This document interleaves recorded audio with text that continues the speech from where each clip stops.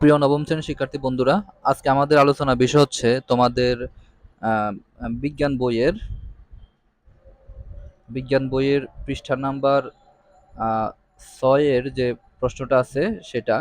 তো এখানে দেখো, তোমার বন্ধু 50 কেজি বরের বন্ধু একটি 250 কেজি বরের এক মোটরসাইকেলে করে 20 মিটার/সেকেন্ড বেগে চালাচ্ছে। তুমি কি ভরবেগ বের করতে পারবে? আচ্ছা, এখানে মেইনলি ভরবেগ বের করতে বলেছে, রাইট? তাহলে আমাদের এখানে দেখতে হবে আমাদের ডাটা কি কি দেওয়া আছে। তো দেখো এখানে আমার বন্ধু যে, সে বন্ধুর বর দেওয়া আছে। তো সেটার বর হচ্ছে যে ধরে নিচ্ছি M1, আর সেটা হচ্ছে যে 50 কেজি দেওয়া আছে, ওকে। আর হচ্ছে যে এখানে মোটর সাইকেলেরও হচ্ছে যে আরেকটা বর দেওয়া আছে 250 কেজি। তো এটাকে ধরে নিচ্ছি আমরা M2। তো সেটা হচ্ছে যে কত? 250 কেজি।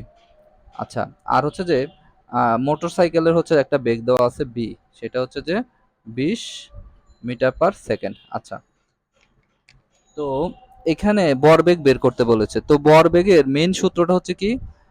ভরবেগের মেন সূত্রটা হচ্ছে যে P is equal to mv, অর্থাৎ ভর এবং বেগের গুণফল।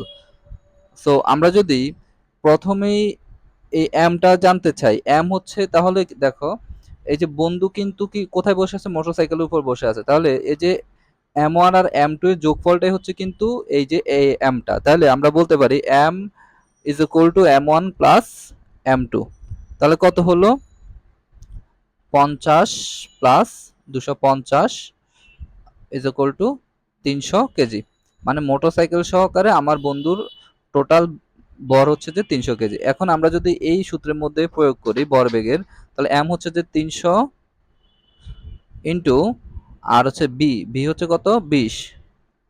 তাহলে এই যে এখানে ভর হচ্ছে যে কেজি, আর হচ্ছে যে বেগটা ছিল মিটার/সেকেন্ড, ওকে। তো আমরা এই দুইটা যদি গুণ করি তাহলে কত পাচ্ছি? আমরা পাচ্ছি কত? 306,000, ওকে। 6,000 কেজি পার মিটার, কেজি/সেকেন্ড, মিটার/সেকেন্ড। তাহলে এটাই হচ্ছে যে আমাদের অ্যান্সার।